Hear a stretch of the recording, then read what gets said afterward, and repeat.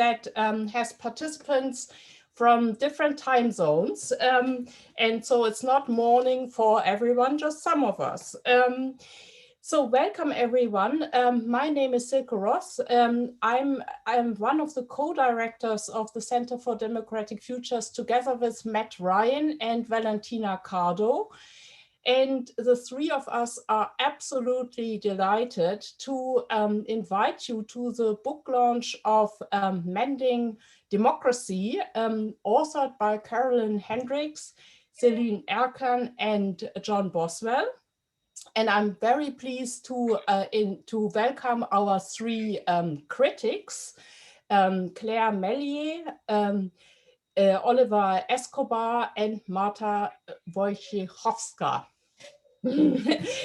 And this is our first event. If you are interested in our past and future events, have a look at the chat, because we have put in the web links of the events that we have already hosted and are planning to host. We do that about once a month. And there you find information about the future events, the speakers, and how to sign up. But we want to use the time wisely and go right into the presentations today. The plan is that our three critics each speak for 10 minutes, and then the authors have 10 minutes to reply to the critics. And at 10:15, around that time, we open it up for questions and answers from the audience for about half an hour, and we then end the event at 11:15. We plan to record the presentations of the critics and the authors. We are not recording the Q&A with the audience. That is our plan. And with that, I would like to give the floor or the screen to Claire Mellier for her response, or her criticism, her assessment of this book. And I'm going to mute myself so that you don't hear the dogs of my neighbors. Good morning, everyone, or good evening, wherever you are. Nice to meet you all. I'm a facilitator of deliberative processes. So I'm coming from a perspective as a practitioner. So that's how you should probably hear my comments rather than critics or criticism. I struggle a bit with that framing, to be honest, but not used to these forums. So bear with me if you're feeling that my contributions are not potentially in line with what's done normally with these forums. But I'll just share with you why I really valued reading Mending Democracy from a practitioner's perspective.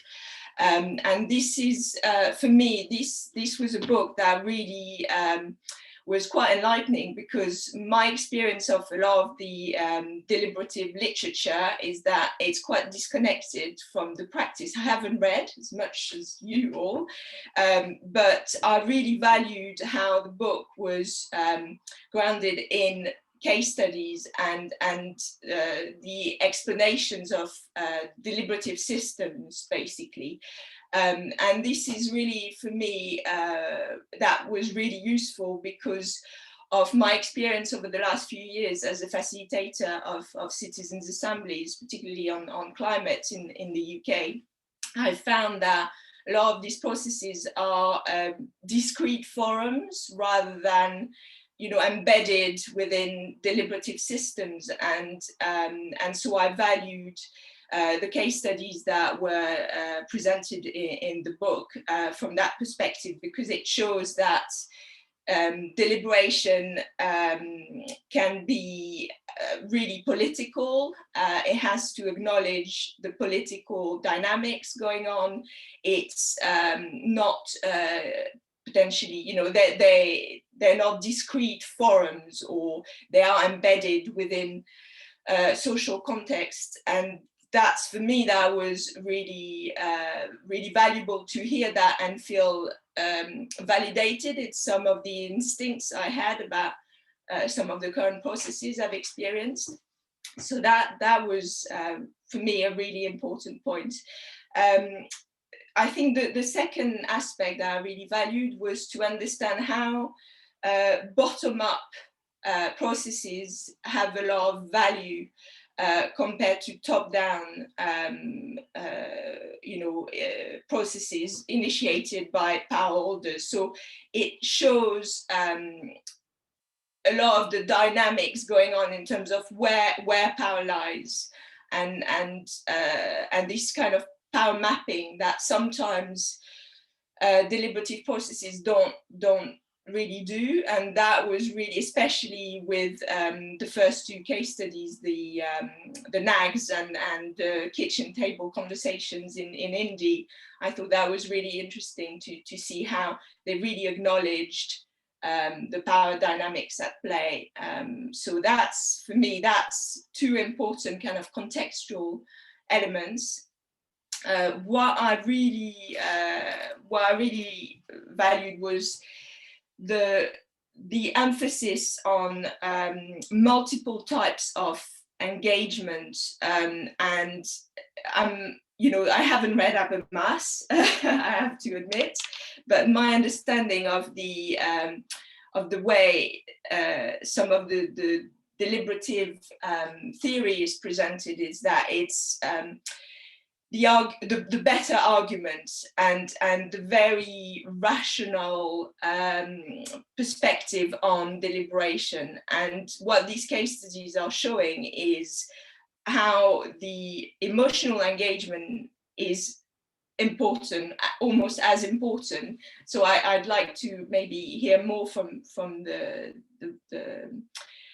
writers about this, but it was also quite validating, because my experience as a facilitator is of processes such as citizens' assemblies is that people actually go through deliberation from their perspective, where they're coming from. It's not actually winning the argument, it's not the better argument, it's much more about engaging, hearing, listening, reflecting on what people hear from fellow citizens, rather than trying to win the argument. And that was really strong in especially the first two case studies, how that's really important, the listening element.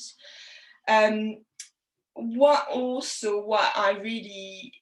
a thread throughout all three case studies were the power of collective change, and that's something that is sometimes we talk about individual change versus system change, and I feel we're missing this aspect of collective change, which is actually embedded within these both individual and system change. But what I mean by that is that people came together with the knitting nanas, for instance. They came together and they realized that to affect change, it had to be collective. So it was quite transformative from the bottom up, but it was collective, and that was the same with the Indy case study, and that's something that's a question I've got for the speakers, actually trying to understand better what we mean by system change, individual change, and collective change. But that was for me really quite important to read that. And another aspect I really valued was acknowledging the fact that these processes of democratic repair, and by the way, I love the analogy and the metaphor. I think that's really, that speaks, I think, to me, the mending, the repairing, that repair work is political. And that was in the book, I think it was on page 152, that was really, that was very clearly explained that an emphasis on democratic mending requires accepting that the work of democratic repair is intensely political.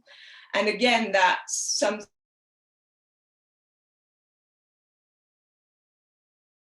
aware of when comparing both the French Convention sur le climat and the French Climate Citizens Assemblies versus, for instance, the Climate Assembly in the UK. In the case of France, the context, and it was acknowledged that it was a very political process. So you look at the power dynamics and how the process is located within the wider deliberative system. And my experience in the UK, for instance, I don't know if it's a cultural difference or not, but a lot of these citizens' assemblies don't acknowledge quite in the same way the political context they operate within. So I really value that from this book, is just trying to just feel like there's not one way of doing deliberation or deliberative democracy. There are many ways, and what works at the end of the day is going to be critical.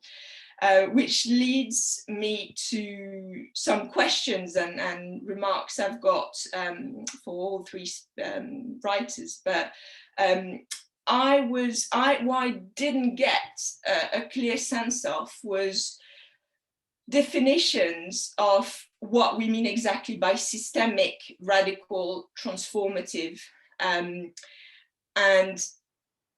particularly, I'm coming from a perspective as a facilitator. My work in the last 20 years has been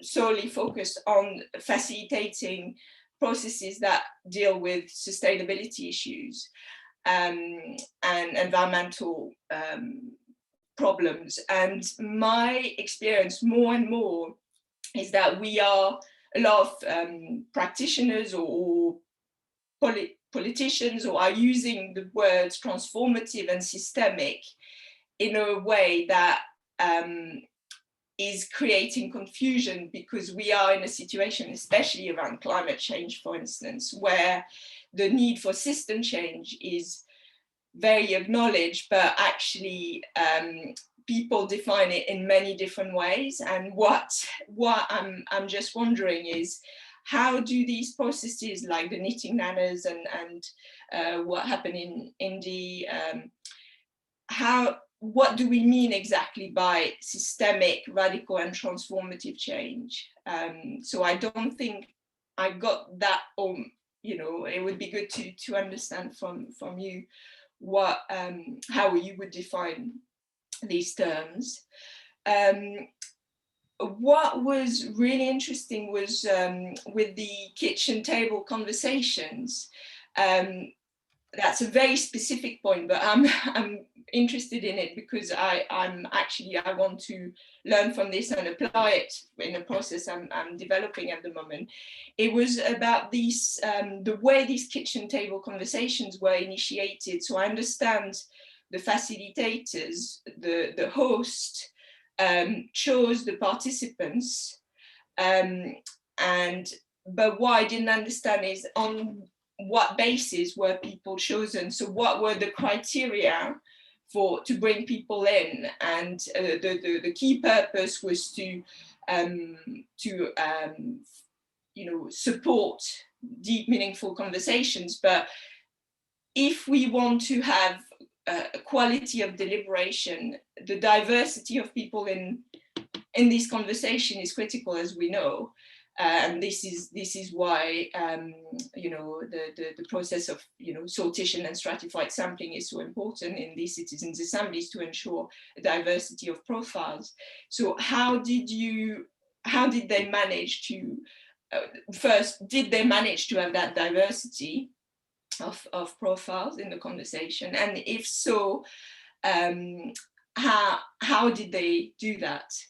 And the reason why I'm asking is because more and more I think we talk about scaling up deliberation and bringing the wider public into deliberation. And so this is why I'm really interested in this kind of distributed element to deliberation.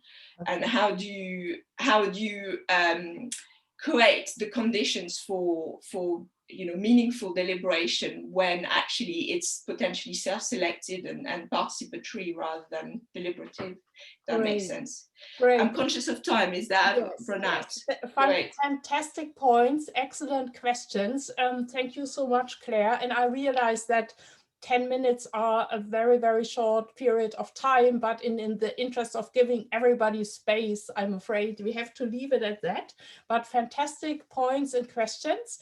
And with that, I'm handing over to Oliver Escobar, who is a senior lecturer in public policy at the University of Edinburgh, and your 10 minutes start now. Thank you, Oliver. Thanks, Silke, and thanks to the authors for the invitation. I don't know if I'm a critic. I think I'm going to be a critical friend. Let's put it that way. So I've got 7 observations and 4 questions for you. But I want to start by congratulating you. I'm conscious that some of the people coming here today will not have heard about the book before. I want to say this is a book you want to read. I'll start with that. And it passes, I don't know, some of you might be familiar with the slogan that they use in Taiwan. And I think this book passes the Audrey Tang test. It is fast, fair, and fun. It's fast because it's not a mega book. You're not going to spend half of your life to get through it. It's fair in that it's very well crafted. It really considers counter arguments. It takes you on a journey. It explores a variety of key developments in the last 10 years in deliberative democracy. But then it's fun because it messes it all up. It creates, it tries to develop a space for a new language and a new way of thinking. And I think that that's where it gets really exciting. So it does make both a substantial contribution to deliberative democracy, to democratic studies more broadly, but also an epistemological contribution. And by that, I mean, it invites us to look at the world in a different way. And I'm, 10 years ago, there was a little book that I don't think was very well noticed, particularly by deliberative democracy. It was by Karen Tracy. And it was about this contrast between ordinary and extraordinary democracy. And back then she was already warning that we were all too excited about instances of extraordinary democracy, those innovations like mini publics or participatory budgeting or digital crowdsourcing, et cetera, that are very attractive and very appealing and very fashionable, and that we were disregarding the ordinary aspects of democracy that were in need of so much care and, to use the language of this book, repair. So this is a book that invites us to take a connective turn. So the book puts connection, relationships at the heart of democratic life. And personally, I'm excited by the focus on practices, because I think, and this is where the book practices what it preaches, because it establishes connections to fields that haven't been speaking to each other as much as they could. There is an entire sociology of practice that is a really exciting world of research and practice. There is a really exciting space in critical policy studies, interpretive policy analysis. So this is a book that preaches deliberative democracy, democratic reform, democratic studies to some of those fields in a really exciting way. And a focus on practices unavoidably takes us to a focus on agency, which again, a lot of accounts of democratic innovation and democratic life seem to be full of disembodied practices, as if things simply happen, as if it doesn't take work, political work, backstage work, often invisible work. So this is a book that puts the spotlight on all of that and kind of broadens the radar. And in my experience, over the years, I'm speaking from Scotland. I work at the university, but I'm lucky to work very closely with practitioners, and I've done so for many years. And you know, when I was doing my PhD, I spent 2 years shadowing community workers, practitioners on the ground, public administrators, and activists, and so on.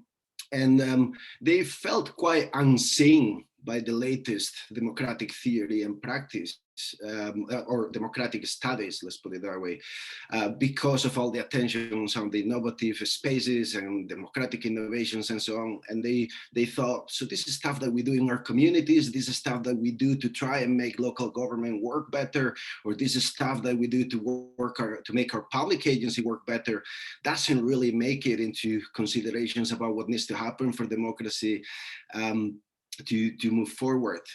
So this is a book that you know, has a very interesting politics of visibility embedded in it. It invites us to see people and practices that we haven't been paying attention to.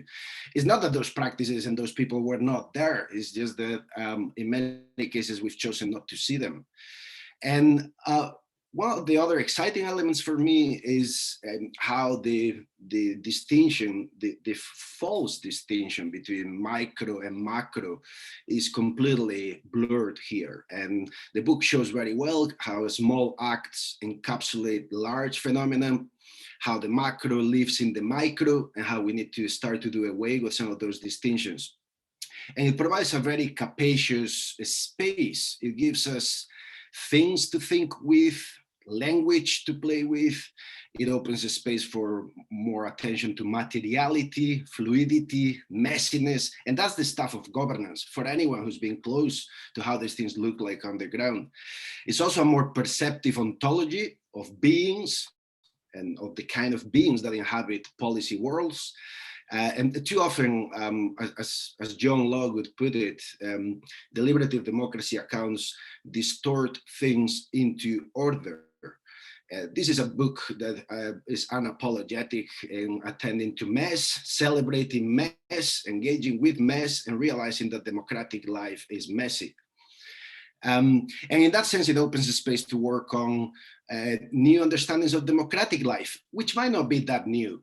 John Dewey already talked about everyday repair in his own way, and many others. Some of the classic pragmatists used to focus a lot on this. But it does invite us to think, to ask, what does it mean to live a democratic life for people, for organizations, for systems? Of course, the challenge, and I'm going to move to the questions in a second, the challenge is that, and this is something that has been, there's another body of literature that deliberative democracy studies hasn't really tapped into, which is the literature on dialogue studies and communication studies, which is more prominent in conflict resolution and some other fields. And there's this notion of, we live in a world of hyper-connected fragmentation. Because the book focuses on connectivity and reconnecting, I think that the challenge is how to face the dire situation we find ourselves on. We've never been more connected, yet this connection is so prevalent. I think the last thing I'll say before I move to the questions is that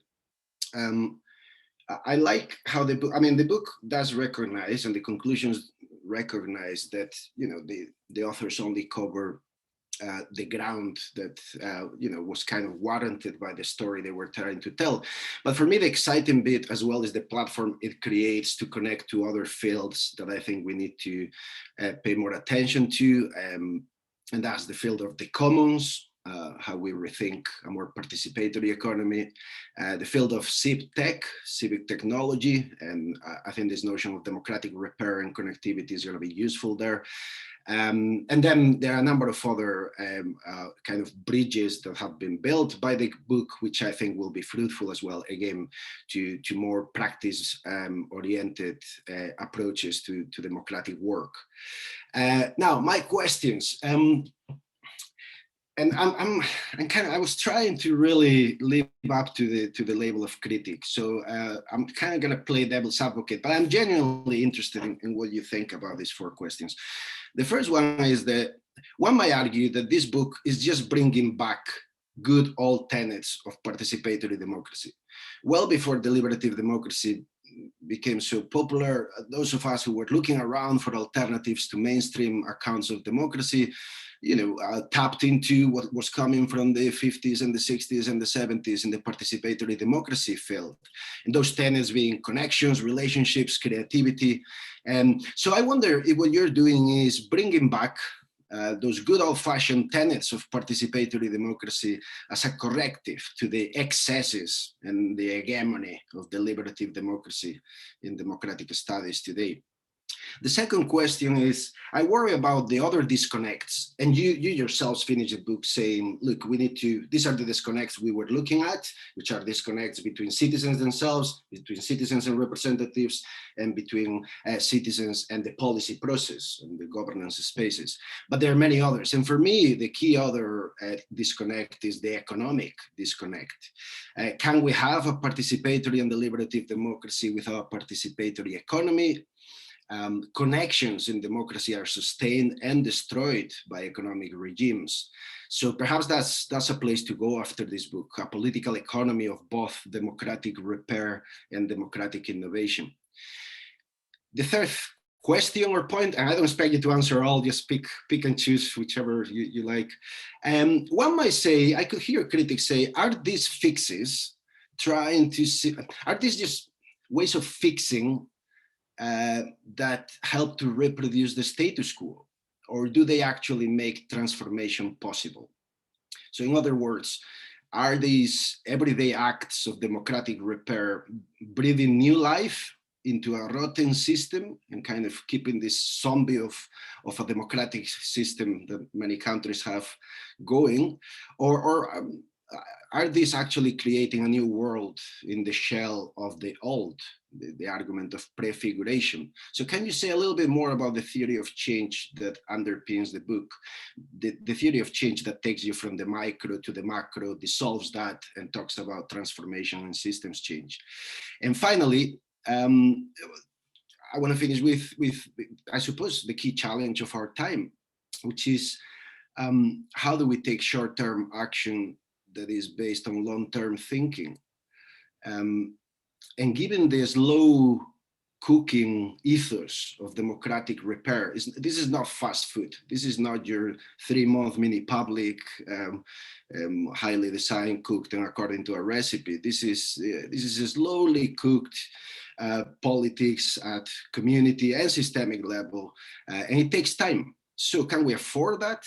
Can we really afford the time to take the time to engage in this careful, developmental, relational, slow democratic repair, given the confluence of crises that are coming our way fast in the next 5, 10, 15 years? Thanks again for the opportunity. Congratulations on the book. This is going to be so helpful. I just wish it was there before I did my PhD. It will have saved me so many headaches, and I know it's going to help a lot of people. So thank you. Okay, thank you, Oliver. Fantastic points and important questions and excellent use of your 10 minutes. Thank you very much. And now we are turning to Marta Wojciechowska, who is a postdoctoral research associate at King's College London, and we look very much forward to your assessment. Great, thank you. I also want to mention that I'm very much a sympathetic critic. So I'm not going to be a harsh critic and finding holes in the argumentation. Just as a background, I think I'm coming from the most theoretical, the most academic position than all the 3 other critics. And similar to 3 other critics, I'll have 3 points why I like the book and why I'm going to use the book, and 3 points when I would like to maybe pressure or kind of invite the authors to the discussion a little bit. So the first 3 points why I really like the book, and I very much recommend to anyone to buy the book or to borrow the book and to read the book once they have a chance. So the book makes several important contributions, but I'm going to name only 3. So first, the book very nicely emphasizes why connectivity matters. So the book frames this as a connective term, and the book frames this as a sort of contribution to deliberative democracy, precisely to deliberative democratic systems. The book very convincingly argues why those deliberative democrats who are interested in systems, or deliberative democrats overall, why should we be interested in move in connections between a variety of aspects of the system? So deliberative democracy usually is concerned with this transition between empowered space and the public space, public space and the empowered space. But the authors say actually connectivity within the public sphere, within all the other elements of the deliberative system, is very important. And I think this is the point that will carry not only within deliberative democracy, but within wider systemic democratic approaches. The second point, I think the book makes very convincingly, is that it's very efficiently broadened the scope of actors, settings, types of activities which are important for democracy. So this is the book which I'm going to quote in my own work on urban democracy, when I'm going to write about everyday practices, adaptive practices of the excluded, microform of activism, maybe some sort of form of guerrilla gardening, which very often is labeled as not explicitly political and very often criticized as not being democratic. I think the book makes fantastic point how those mundane everyday activities, which are very relational, which are very political, but not explicitly lead to very concrete, or not immediately lead to very concrete democratic actions, can be part of a wider democratic system. So thank you for that. I also really needed that in my own work. Finally, stuff which I really liked about the book is that makes an important methodological point. So what I really enjoy about reading a book is that invites us, democratic theorists, to look beyond obvious, to look beyond those activities which are very explicitly and very obviously democratic. It invites us to look beyond those activities which are driven by the theory. Instead, it employs this grounded perspective, which invites democratic scholars to go out in the fields and see what's out there, try to understand different practices, and try to reconstruct the democratic meaning from the bottom ground, engaging different theories as they go. And I think it's a very productive way, very, very joyful. I would like to see much more work like that in the field. Okay, so those were 3 points why I really like the book and where I'm going to use it on my own. But I also have 3, maybe not concerns, I have some sort of 3 questions. So first one, it's about democracy. It's about agency and networks. So we argue actually quite convincingly that democratic mending, which is this aspect of democratic repair, which I argue about, requires agency and networks. That very often those actors who are not democratic designers, who are not democratic practitioners, already possess some sort of agency and networks. But kind of, this critical point of view enables me to ask me that what's really constraining this agency? What's constraining those networks? Here, sociological, political literature, also democratic literature shows very strongly that both agency and networks can be very much constrained, but structural, deep, embedded inequality, something in poverty, race, class, almost anything. So I'm wondering how much democratic mending actually it's a resource which is available to only some actors. Those actors might be unusual from the perspective of democratic theory. There might be unassuming actors, so everyday, nanas, for example, but nonetheless, those actors had some sort of democratic resources which are not available to all. So my question is here, who's excluded from democratic mending, and how we as democratic scholars and practitioners make sure that those who are really excluded also from democratic mending could be included in a wider democratic system. My second point of question more than concerned, is something what I think both Claire and Oliver already mentioned. Essentially, is it enough? Is it enough to rely on democratic mending?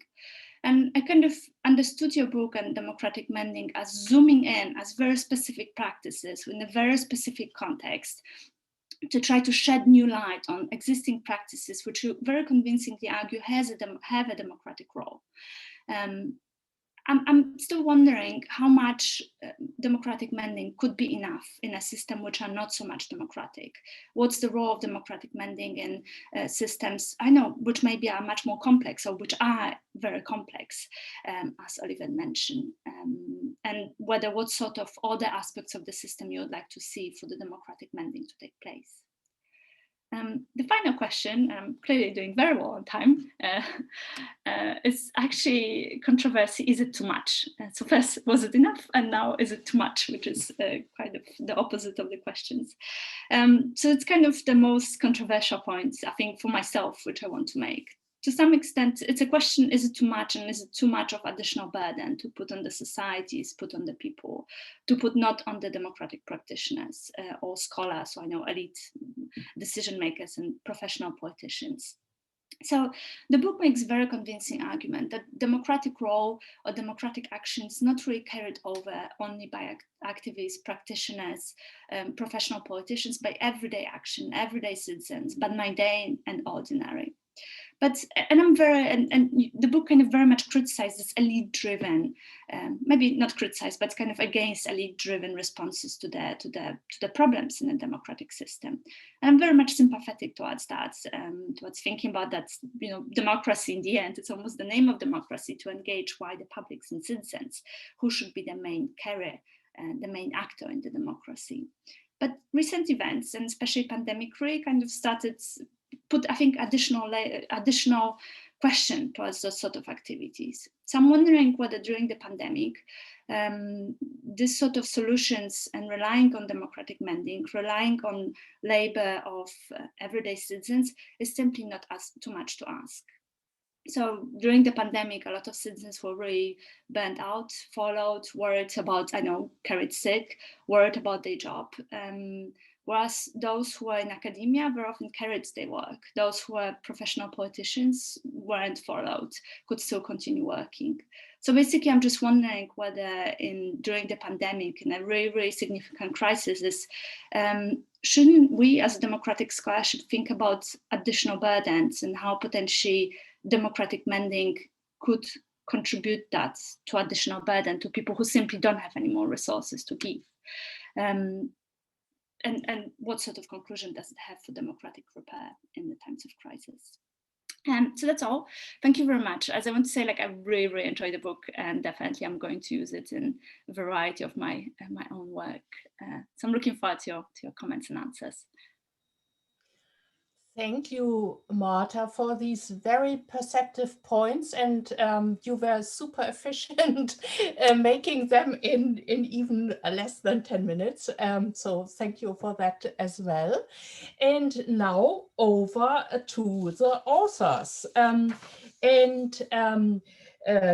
Hendriks is Associate Dean for Education and Professor of Public Policy at the Australian National University. Selen Ercan, Associate Professor at the University of Canberra, and many of us know John Boswell from the University of Southampton, Associate Professor in Politics. Over to you. Great. Well, thank you. I'm going to start, and then I'll pass it on to John, and then Selen as we go through the questions. So thank you to everyone for coming along, and especially to the friendly critics that we've had. It's been wonderful to hear your impressions of the book. Really inspiring to hear that the work that we've done resonates both with practitioners and theorists. That was the dual audience that we had in mind. So that's been wonderful to hear. It's difficult to launch a book in the middle of a pandemic. So, but these sort of global book launches are things we're learning on the other side of the pandemic. So yeah, thank you for the input. I'm going to respond to mostly to Claire's comments. And I really wanted to just start by tapping into this question you asked, Claire, about the emotional engagement that you've observed in your own work, and wanting us to say a bit more about that. And it kind of taps into your first real question that you posed, which was around the selection for the kitchen table conversations, which was a participatory method that the residents in the federal electorate of Indi, one of whom is here, at least I can see Anne Shaw, who's there, and some others I think from Indi are there as well. So thank you for joining the conversation. Look, I guess my point around the selection of how people came to those kitchen table conversations goes to really thinking about what was the purpose there for those, certainly in that electorate, and been many other kitchen table conversations run for other issues and for other electorates actually now in Australia as well. And I guess it's about, as I understand it, from my interviews with people in that electorate, was really to build on a sort of the relationship. So it was explicitly working with the relationships that people have. So that is a very different selection method to what's happening in deliberative methods where they use sortition. And I guess it's unapologetic so because it's trying to actually create safe spaces for people to learn to listen. Now, the downside, as you mentioned, is that maybe they're not listening to diverse views. But my understanding was that actually in those conversations, there was quite a lot of diversity that was brought up. And as they ran more and more kitchen table conversations throughout the period of different elections and campaigns, and they increased the diversity. So there wasn't a sort of sophisticated strategy. It was actually just to get people talking and building the craft of listening. So I hope that answers that question. I guess the other question I wanted to just respond to, I'm not sure if I have a full answer to this, and Oliver tapped into this as well, was really about the transformative or systemic sort of radical potential of mending. And I guess it depends a bit on what we're expecting. But I guess our starting point was that these are sites of innovation that are overlooked because they're hidden or they're mundane. And yet I would say that their transformative potential is significant. And it depends on what you mean by transformative. So if you're thinking about it in terms of electoral transformations, I think what the citizens of Indi managed to do was hugely transformative. They'd never elected an independent to the lower house a female independent anyway, to the lower house. And there's 16 other independent movements like that across Australia now. So this transformative potential, I think, is also about modelling the possibilities. And you could say that with mini publics. They all started as one little experiment, which is now sort of ballooned.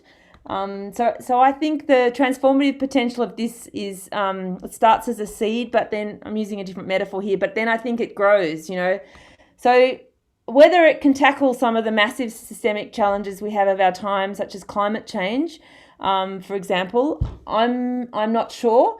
But one thing I did witness in probably Australia's biggest climate change event that we've had in recent history is our massive bushfire, Black Summer, was the enormous effect of community and community collective action. It was that action that actually brought people out onto the streets, and not the protests and not the community forums. It was people actually doing things, repairing in local ways that they can. And so if we have another crisis like that, and also I think COVID has shown us that people on a neighbourhood level are very capable of doing collective action as well. I'm going to hand over now to John, and we can come back to some of the broader themes that I may not have addressed. So over to you, John. Great, thanks, Carolyn. And yeah, just to reiterate from Carolyn, thanks everyone for coming along. Lovely turnout. And particularly thanks to Silke, Matt and Valentina for organising, and to Oliver, Claire and Marta for some excellent, wonderful comments. So as you might have worked out now, we're kind of going to divide it sort of critic. Each author takes one critic. We kind of pair up. So it's just responding to Oliver. And fantastic. Thank you so much for the comments, and definitely the fast, fun, fair fun thing. We should have put that on the promotional material. What a missed opportunity. But lovely comments. Thank you for that. You've asked 4 questions. I'm going to focus on 3 of them. I think the other one maybe we can come back to in the Q&A, because it sort of is the the theoretical roots of or where we're going, or where we should have gone, and where we might have gone. I think might be something other people want to pitch in on as well. But I'm going to take the last 2 as sort of related, and they speak to the point that Carolyn was just talking to, and it's I like the way you put it, are we just keeping the zombie going, right? Is mending is there a risk that it's just sort of is insufficiently transformative, basically? And that's a comment that came up from everyone, really. And I think probably when you make mending your big sell, it's an inevitable problem, right? Like, is it enough? But the question about time, which I think links to it, and this is, I mean, like you, Oliver, I'm a public policy scholar, kind of, it's what I teach. It's most of what I do. And so for me, this question about time is kind of interesting, because what we know, like, I just expect things take ages, and it's a slow boring of hardboards, and it's a really ongoing process. So, but what we see, you know, if you look at that literature, that often changes, you know, it's like almost like a kind of earthquake sort of thing. It's a very slow build up and then a transformation. And I think our vision is not that, you know, transformation doesn't happen, but it's that transformation is well, more likely, or as likely to happen as a consequence of these little small scale everyday things than it is from some great big epiphany, right? The epiphany comes from somewhere, and it comes from these everyday actions. I think that's, you know, I understand why we're going to be read in a particular way, but I think that's what we have in mind on that. The other point that you raised, and we don't address it, and I think it's very interesting, is this question about the economic disconnect. So we talk about our 3 disconnects, and the reason is, you know, we're interpretive scholars and we write about what we know about and what we've been doing, right? It's sort of, the book was a collaboration where we kind of got together and over a long period of time thought about the things we'd been working on and how we can fit them together and how we can get them to speak to the theory that we're interested in and speak to the practitioners that we wanted to speak to, and so on. And none of us really have an empirical background looking at that. But I actually think it's really interesting, and that's what a great next book that would be. And I guess where we draw our inspiration of the mending, in particular, we look at some of the geography and a lot of that is based, you know, it's sort of implicitly about that, about, you know, regeneration and renewal in an urban environment. I think there's potentially lots of richness and interest there. So what a great idea, basically. I'll leave it at that.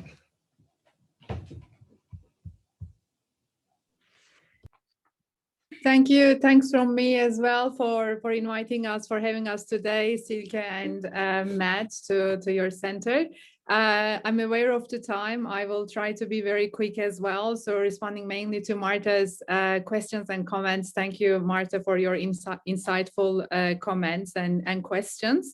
I guess the first point I want to make here is related to the deliberative systems idea that we are using in the book. And this may be partly response to Marta's question on agency. One of the purposes of the book is to really think about this deliberative systems idea in more solid, concrete terms, because the key in this idea is that democracies are connected, like the spaces, actors are connected with each other. So deliberative system thinking assumes that kind of connection. And it offers us a lens, a normative lens, to look at the democracies, how they function or not function, and identify the problem as a problem of disconnections.